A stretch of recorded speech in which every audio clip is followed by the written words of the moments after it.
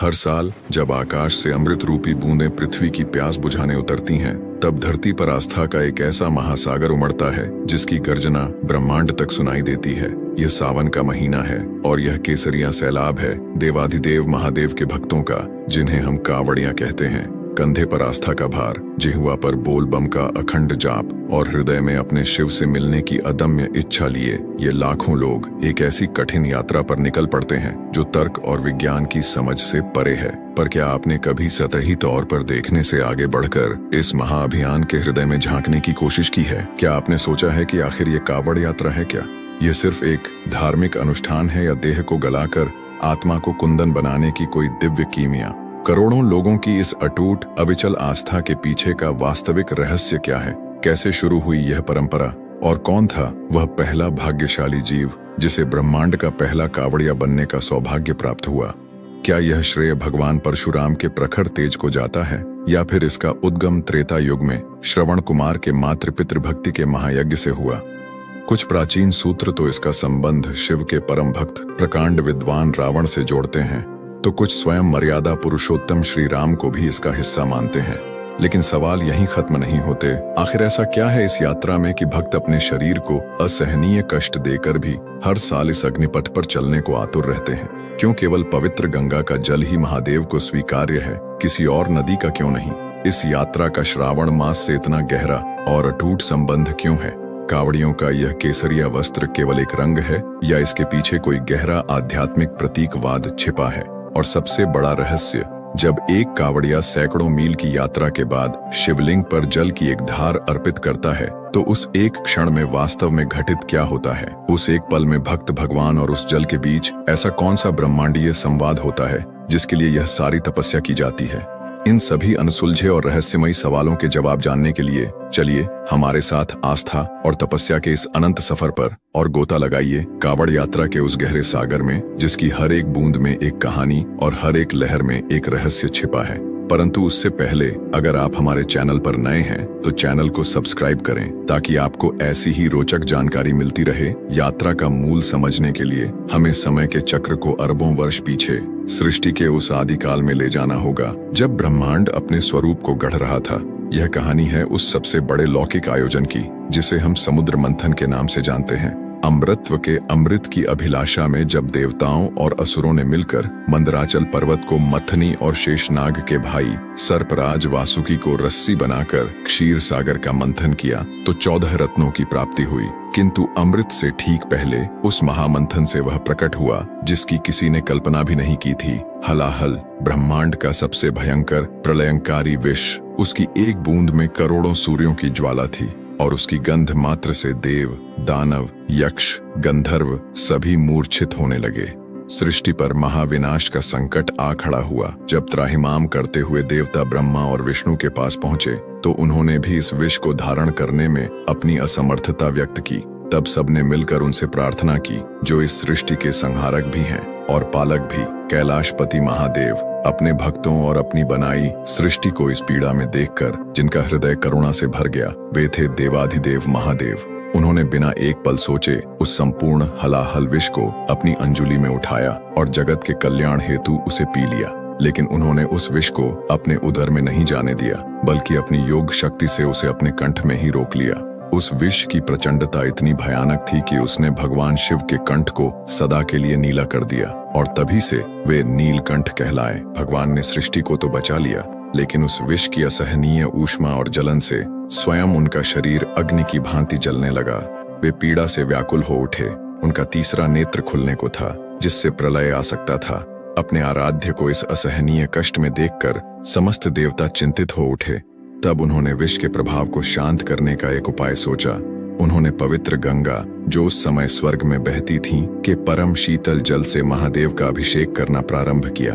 गंगा जल की दिव्य शीतलता ने हलाहल की प्रचंड ऊष्मा को शांत करना शुरू किया और महादेव को धीरे धीरे पीड़ा से मुक्ति मिली। यहीं से जलाभिषेक की उस महान परंपरा की नींव पड़ी जो वास्तव में सृष्टि को बचाने वाले महादेव के प्रति कृतज्ञता व्यक्त करने और उनकी पीड़ा को हरने का एक दिव्य अनुष्ठान है। कावड़ यात्रा उसी जलाभिषेक का एक मानवीय, तपस्वी और गतिशील स्वरूप है। अब सबसे बड़ा प्रश्न उठता है, इस दिव्य परंपरा को पृथ्वी पर कौन लाया? वह पहला कावड़िया कौन था? पौराणिक ग्रंथ और लोक मान्यताएं हमें 4 मुख्य सूत्रों की ओर ले जाती हैं और हर सूत्र अपने आप में पूर्ण और सत्य है। पहला सूत्र हमें ले जाता है शिव के उस भक्त के पास जो ज्ञान और भक्ति में अद्वितीय था, लंकापति रावण। रावण एक प्रकांड पंडित होने के साथ साथ भगवान शिव का अनन्य भक्त था। जब उसने अपनी तंत्र शक्ति और ध्यान बल से यह जाना कि उसके आराध्य कैलाश पर हलाहल की पीड़ा से व्यथित है, तो वह भक्ति में व्याकुल हो उठा। वह जानता था कि इस पीड़ा का एकमात्र उपचार गंगा का शीतल जल है।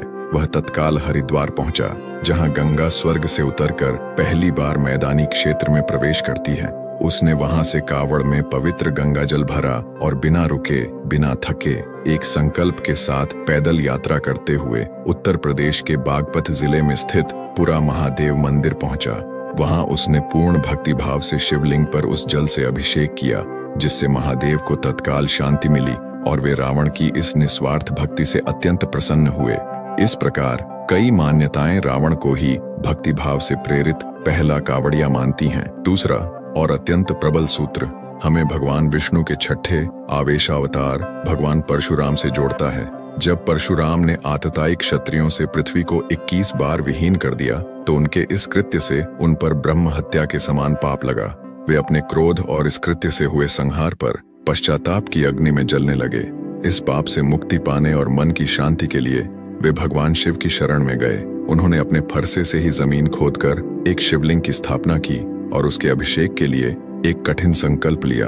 वे गढ़मुक्तेश्वर पहुंचे, जिसे गंगा का लघु द्वार भी कहा जाता है, और वहां से कावड़ में गंगा जल भरकर सैकड़ों मील की पैदल यात्रा करते हुए वापस उसी स्थान पर आए और श्रावण मास के पवित्र महीने में उस शिवलिंग का अभिषेक किया। यही स्थान आज पुरा महादेव के नाम से प्रसिद्ध है और भगवान परशुराम द्वारा किया गया यह कृत्य एक अनुष्ठान और नियम के तहत की गई पहली कावड़ यात्रा माना जाता है। तीसरा सूत्र हमें त्रेता युग के उस अमर चरित्र से मिलाता है, जिसकी कहानी आज भी हर बच्चे को सुनाई जाती है, श्रवण कुमार। यद्यपि श्रवण कुमार की यात्रा का प्रत्यक्ष उद्देश्य जलाभिषेक नहीं था, अपितु अपने नेत्रहीन और वृद्ध माता पिता को तीर्थ यात्रा कराना था, लेकिन इस यात्रा का स्वरूप और भाव कावड़ यात्रा की आत्मा से सीधा जुड़ता है। जिस बहंगी यानी कावड़ जैसी संरचना में उन्होंने अपने माता पिता को बैठाकर अपने कंधों पर ढोया, वह निस्वार्थ सेवा, कर्तव्य और त्याग का सर्वोच्च शिखर था। श्रवण कुमार ने दुनिया को सिखाया कि कावड़ का कंधा केवल जल का पात्र नहीं, बल्कि अपनी जिम्मेदारियों, अपने माता पिता, अपने धर्म को उठाने का एक पवित्र आसन है। उसकी कहानी ने कावड़ यात्रा को भक्ति के साथ साथ कर्तव्य का भी पाठ पढ़ाया। और चौथा और अंतिम सूत्र वह है जो इस परंपरा पर मर्यादा और दिव्यता की अंतिम मुहर लगाता है। यह सूत्र स्वयं भगवान श्री राम से जुड़ा है। वाल्मीकि रामायण और अन्य ग्रंथों में उल्लेख मिलता है कि भगवान राम ने भी अपने जीवन काल में कावड़ यात्रा की थी। उन्होंने बिहार के सुल्तानगंज, जहां गंगा उत्तर वाहिनी होती है, से पवित्र जल लेकर वर्तमान झारखंड में स्थित बाबा बैद्यनाथ धाम तक की यात्रा की थी और वहां स्थापित ज्योतिर्लिंग का अभिषेक किया था। जब स्वयं नारायण के अवतार ने शिव की पूजा के लिए इस कठिन तप को किया, तो यह परंपरा मानव मात्र के लिए एक अनुकरणीय और परम पवित्र कर्तव्य बन गई। तो इन चारों कथाओं से यह स्पष्ट है कि कावड़ यात्रा किसी एक व्यक्ति द्वारा नहीं, बल्कि भक्ति, पश्चाताप, सेवा और मर्यादा के अलग अलग भावों से जन्मी और समय के साथ एकाकार होकर एक महान परंपरा बन गई। अब आते हैं उन गहरे सवालों पर जो आज की यात्रा में निहित हैं। पहला, क्यों केवल गंगा जल? गंगा कोई साधारण नदी नहीं है। पौराणिक कथाओं के अनुसार गंगा का उद्गम भगवान विष्णु के चरणों से हुआ है, जिन्हें धोकर ब्रह्मा जी ने अपने कमंडल में धारण किया था। बाद में राजा भगीरथ की तपस्या से प्रसन्न होकर जब वे पृथ्वी पर उतरने को तैयार हुईं, तो उनके प्रचंड वेग को धारण करने की क्षमता केवल भगवान शिव की जटाओं में थी। इस प्रकार गंगा विष्णु के चरणों से निकलकर ब्रह्मा के कमंडल में रहकर और शिव की जटाओं से होकर पृथ्वी पर आई हैं। वे त्रिदेवों का स्पर्श पाकर ब्रह्मद्रव कहलाएं। वे देव नदी हैं और उनके जल में अमृत तुल्य गुण हैं। इसीलिए हलाहल जैसे ब्रह्मांडीय विष की ऊष्मा को शांत करने की क्षमता केवल गंगा के दिव्य और शीतल जल में ही है। दूसरा सवाल, यात्रा के लिए श्रावण मास ही क्यों? इसका भी गहरा आध्यात्मिक और खगोलीय महत्व है। श्रावण मास में भगवान विष्णु योग निद्रा में चले जाते हैं और सृष्टि के संचालन का भार भगवान शिव संभालते हैं। इस महीने में वे अपने भक्तों के सबसे करीब होते हैं। यही वह महीना है जब समुद्र मंथन हुआ था और शिव ने विषपान किया था। चंद्रमा, जो भगवान शिव के मस्तक पर विराजमान हैं और मन के कारक हैं, श्रावण मास में अपनी राशि कर्क में होते हैं, जो शिव को शीतलता प्रदान करता है। वर्षा ऋतु होने के कारण प्रकृति स्वयं शिव का अभिषेक करती है और वातावरण में एक विशेष नमी और ऊर्जा होती है जो तपस्या के लिए अनुकूल है। इसीलिए यह महीना शिव भक्ति के लिए सर्वोत्तम माना गया है। तीसरा रहस्य, यह केसरिया या भगवा रंग ही क्यों? भगवा रंग त्याग, वैराग्य और बलिदान का प्रतीक है। यह अग्नि का रंग है। जिस प्रकार अग्नि अपने संपर्क में आने वाली हर अशुद्धि को जलाकर राख कर देती है, उसी प्रकार एक कावड़िया भगवा वस्त्र धारण कर यह संकल्प लेता है कि वह इस यात्रा के दौरान अपनी सभी सांसारिक इच्छाओं, अहंकार और बुराइयों को त्याग की अग्नि में भस्म कर देगा। यह रंग उसे उसकी पहचान से मुक्त कर केवल एक शिव भक्त बना देता है। अब बात करते हैं इस यात्रा के कठोर नियमों और उनके पीछे के विज्ञान की। कावड़ को भूमि पर न रखना केवल एक नियम नहीं, बल्कि एक गहरी आस्था है। भक्त मानते हैं कि पात्र में जल भरने के बाद उसमें स्वयं गंगा माँ का वास हो जाता है और अपनी माँ को भूमि पर रखना उनका अपमान है। इसीलिए इसे स्टैंड पर या पेड़ पर लटकाया जाता है। ब्रह्मचर्य का पालन, सात्विक भोजन और नशे से दूरी, यह सब शरीर और मन की ऊर्जा को संरक्षित करने के लिए है, ताकि उस ऊर्जा को ऊर्ध्वगामी बनाकर भक्ति में रूपांतरित किया जा सके। यह एक वैज्ञानिक प्रक्रिया है जिसमें शरीर को एक पवित्र पात्र बनाया जाता है ताकि वह दिव्य ऊर्जा को ग्रहण कर सके। इस यात्रा में कई रूप भी हैं, जैसे डाक कावड़, जिसमें भक्त बिना रुके दौड़ते हुए अपनी यात्रा पूरी करता है। यह तपस्या की पराकाष्ठा है, जहां भक्त अपने शरीर की अंतिम सीमा तक जाकर शिव के प्रति अपना समर्पण सिद्ध करता है। अंत में हम उस अंतिम और सबसे बड़े रहस्य पर आते हैं। जलाभिषेक के उस एक क्षण में वास्तव में होता क्या है?